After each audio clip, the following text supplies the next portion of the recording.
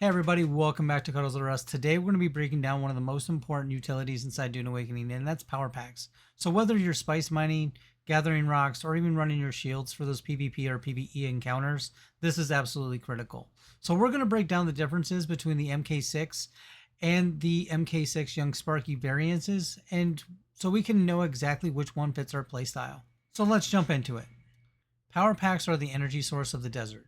They're going to power your tools, as in cut arrays, static compactors, your Holtzman Shields, and everything in between. So we got a couple of things to look out for. We got a power pool, which is the total capacity, and also recharge rate. How fast does that pool, fill back up when, actively draining it? And here's some key things. No matter what you do, no matter what version you use, they have the same volume. The repair decay is the same, and they don't drop when you die. So you're going to hold on to these, so you don't have to worry about losing them unless you get that one decree inside the Land's Rad. So as you see here, we're going to be moving from Eastern Shield Wall all the way to Western Vermilias Gap using nothing but our suspensor belt. Let us test the two side by side. We'll test the power pool versus the power regen.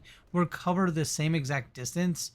So the difference really will become just the power pack itself.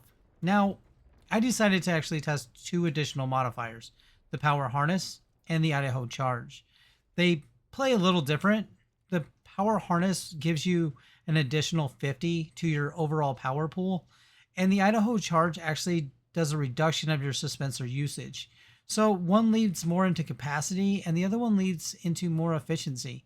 We're going to be running all of these setups, standard power pack, Young Sparky, and with all the perks, okay? And we're going to test which one actually crosses this gap and which one gets us the furthest. All right, so let's go ahead and let's break this down. Let's break down the regular power pack and let's break down the Young Sparky Mark 6 versions.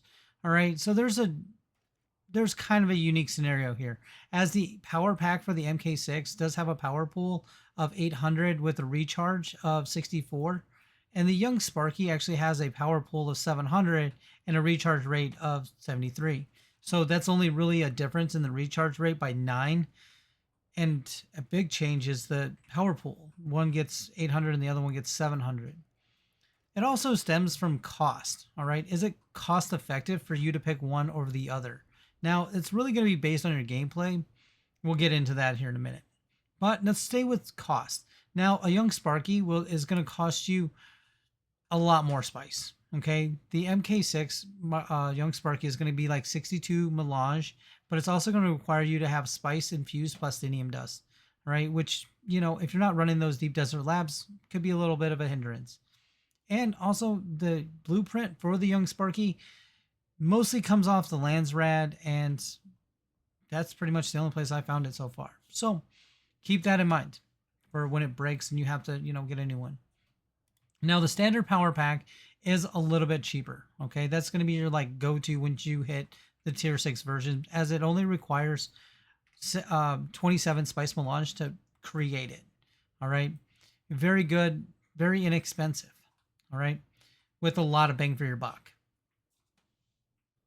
So you're probably sitting there and you're like, Cuddles, just get to the point already. Just which one's better? Which one's better? Is the MK6 or the Young Sparky? Which one's better? Well, I'm going to ask you to hit that like and subscribe first. Give me a little thumbs up to make sure I'm doing a decent job. And I got you covered either way. So it's kind of hard to say, because depending on your playstyle is depending on which power pack you're going to want to pick. All right. If you're combat and you're doing PvE, PvP kind of combat, the Young Sparky is often more preferred due to its ability to reactivate your shields with minimum downtime. All right. But it also could be at a higher cost because of the more cost that it takes for spice melange and plastinium dust. It's really kind of a trade-off. Now, explorers, miners, and you guys out there that are just mostly doing PvE content, running long distances with your suspensor belts like me. So it's really going to come down to the overall cost. Now, they both have somewhat similar game styles. You really can't tell the difference between one or the other unless you're in those hardcore PvP challenges when you get to the deep desert and you're fighting over labs and stuff.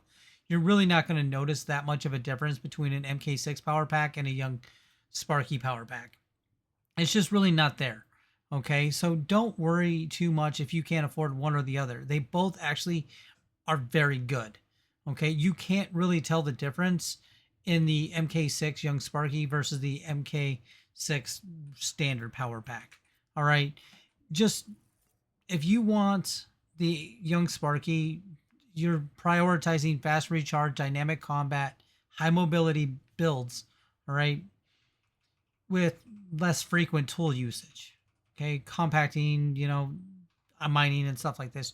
You're not really going to be doing that because you're mostly going to be prioritizing your uptime of your shields when you look at the Young Sparky.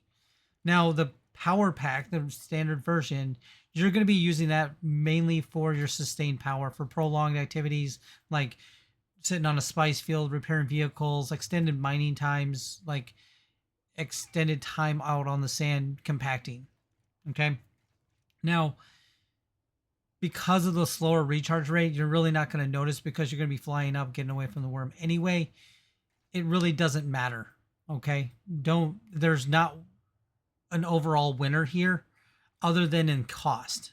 The cost analysis wise, you can just take the standard Mark 6 version. You're not really going to notice too much of the Young Sparky unless you're in those PvP encounters. Okay, so let's go ahead and let's talk about the variables in the room. Let's talk about Idaho's charge and also the power harness. Now, let's start with the power harness. The power harness actually is going to give you a little bit more armor value since it's heavy armor, but it's also going to take away that dash stamina cost. All right, so you're going to increase that cost by 7.5%, but it does come with a trade-off because you're getting that max power of plus 50, which is kind of big for those PvP experiences.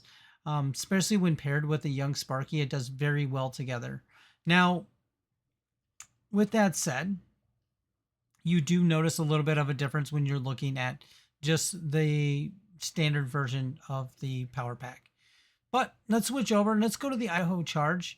Now, this one is light armor, so you're going to get a dash cost reduction when wearing this, but your armor value is going to drop considerably a lot due to the differences in armor. So you're only going to get 291.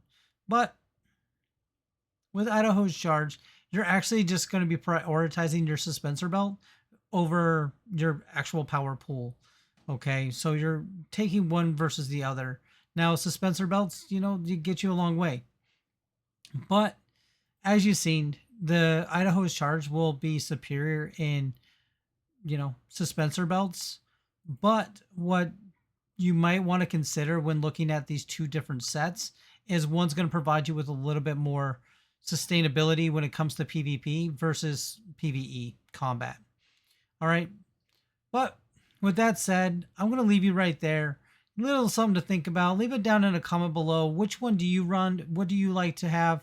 And also, please do like, subscribe. It helps go a long way to, help the channel grow. And with that said, I will see you guys on Arrakis, and stay thirsty, my friends.